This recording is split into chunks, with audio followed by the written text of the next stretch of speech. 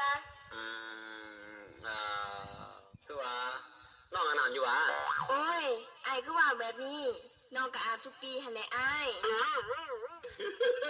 นี่สบู่ปาร์ตี้ซอฟต์พลัสใส่แล้วงามสวยใส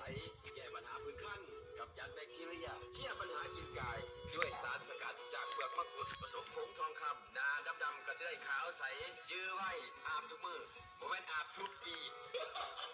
โอ้นักดีเนาะข้อโชคสาวรู้ไหมขวัญใจประสาว่าจะอ่อนซอยยิ้มหน่อยหน่อยโอ้ยยิ้มนี่ล่ะเต้หักขาดเต้เรามาเบิ่งทานอบเตาทานอยู่รัก12เนาะเมืองบาเจียงโอ้นักดีเนาะเป็นแต่อยากได้มากดังไฟเด้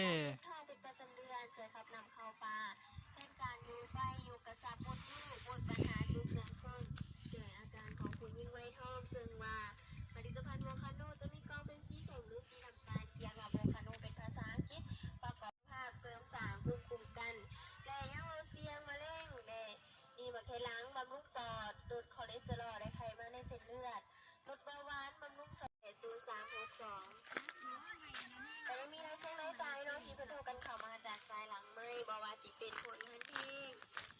กินลองนี่ก็คือก่อนน้อยเนาะที่ว่าเอาใส่ทางหลัง